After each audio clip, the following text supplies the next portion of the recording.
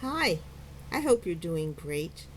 Well, Jen Shaw, age 49, of the Real Housewives of Salt Lake City, was sentenced on January 6th, 2023, for money laundering and fraud. She was involved in telemarketing fraud and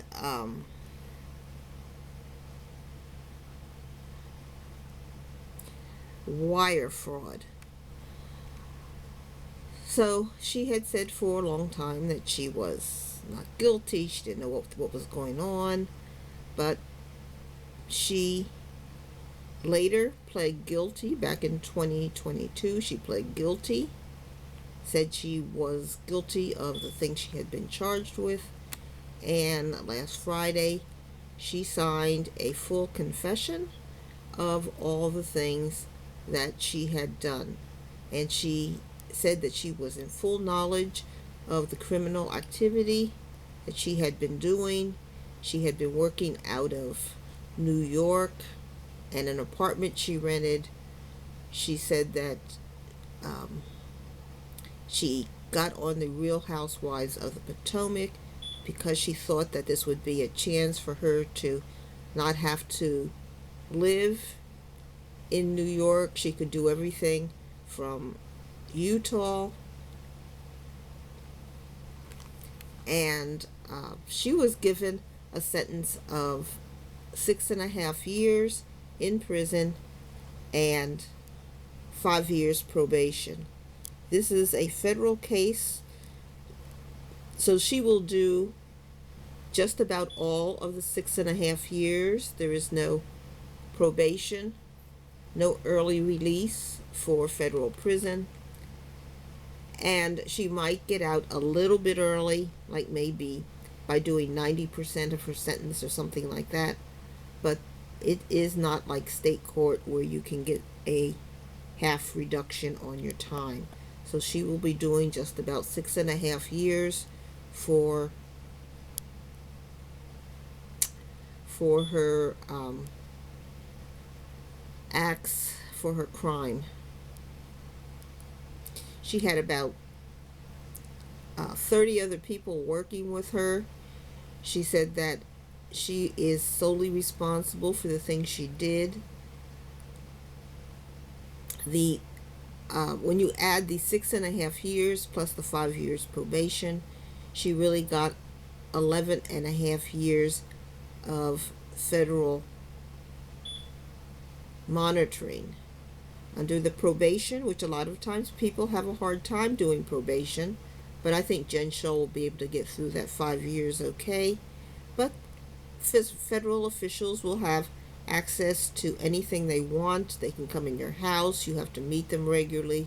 You can't travel without permission and all of that stuff. They can check your bank accounts, and because she's married and living in the house with her husband, the coach, he of course will be monitored too, because they'll be mixing finances and they'll want to know what's going on. She said she was doing work.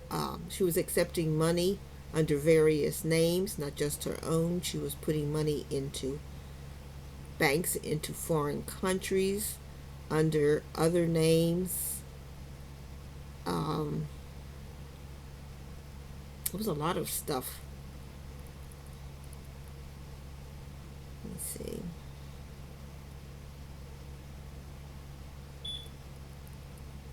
She said she is still working at the Real Housewives of the Potomac.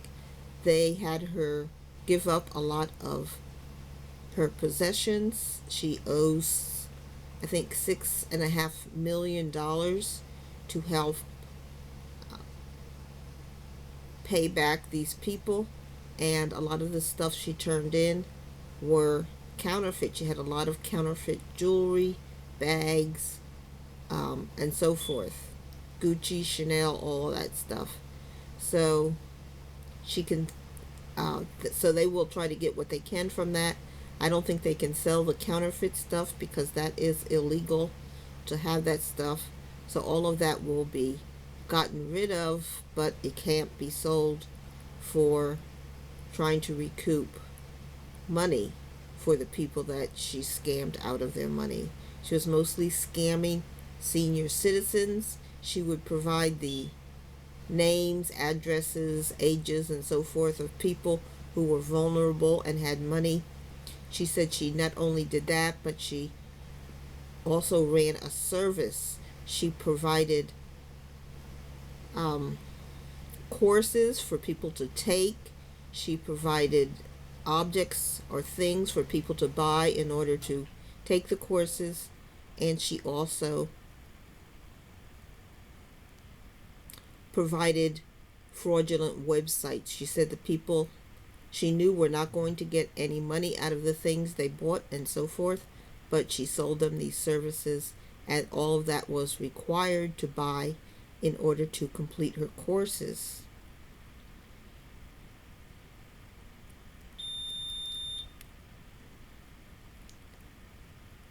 So she has a lot going on.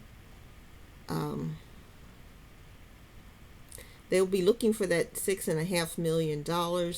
And she also said she did a lot for other members of her family. She bought stuff for people. And so the feds will be looking into that. What did she buy? And can they recoup that from the people that she bought stuff for? Because that was bought with stolen money, and she knew it was stolen money. So like if she bought somebody a house, maybe they'll go and take that house from a relative or whatever else that's involved in her fraud.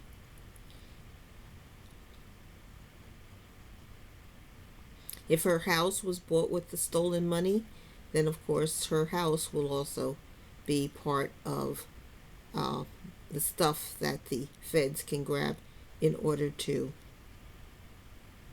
recoup the money for the people that she scammed. She said that she had scammed thousands of people.